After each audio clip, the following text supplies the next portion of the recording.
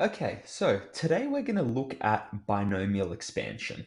Now, these two things that I've drawn here are called binomial products because we're multiplying one by the other.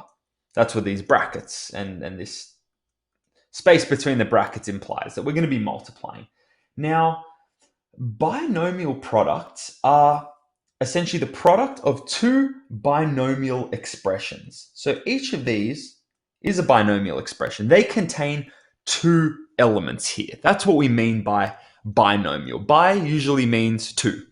So we are going to look at expanding this. And like we did in my previous two videos, we are going to look at an area approach because I find that this is, there are quicker methods to get there once you understand the intuition, but I think that having this interpretation through an area makes it just easy to visualize exactly what we're doing. So we can say that these two things, these two expressions, are two lengths, or a length and a width of some rectangular shape. Now let's call this one a plus 2. Oops.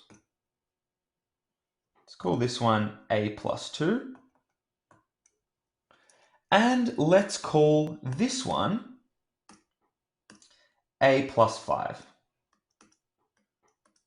So both of these are stretching all the way across their respective dimensions of the rectangle.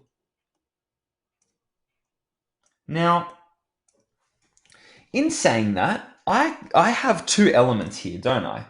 An unknown a and a 2, or an unknown a and a 5. So I can split up this rectangle in whichever way I want, because the a is unknown, I can split it up into 4 bits, right? And I'll say, now obviously this isn't going to be to scale, but I can say that, well, I have, let's go green. I have a length A here, and that's being added to a length 2.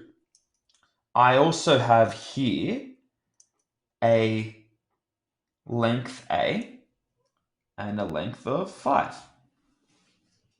So when I multiply these two binomial expressions, that is kind of like just taking 4 different areas because I have 4 components all together here. Now let's multiply those and see what we get. So here I have a dimension of A being multiplied by another dimension of A. Now realistically this should look more like a square because they're the same length, but I hope you can forgive me for not having that there. But we will get an area here of A squared. Now, multiplying this dimension, which is the same here, our A once again, by 5, we'll get 5A. Now, what about this one here? We have 2 now, a dimension of 2, being multiplied by A here. So we're going to get 2A. Oh, I wanted to do that in a different color. So I'll have 2A here. And also I have 2 being multiplied by 5 for our last area. 2 multiplied by 5. So I will end up with 10 here.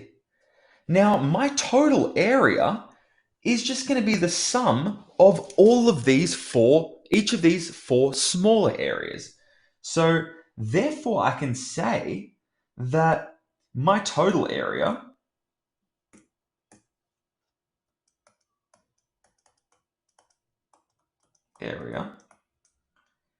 equals, well, I have A squared plus 2A plus 5A plus 10.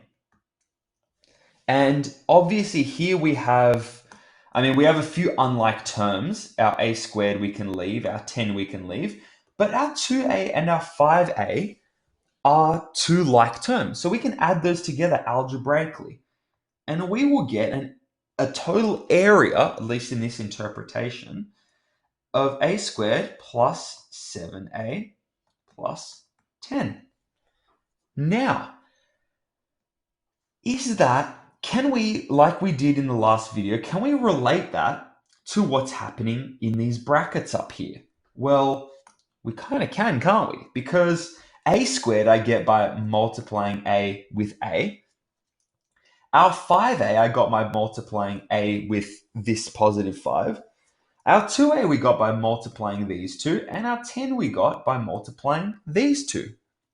So this once again checks out. Our interpretation of looking at this binomial expansion as an area works out like in the previous two videos of algebraic expansions.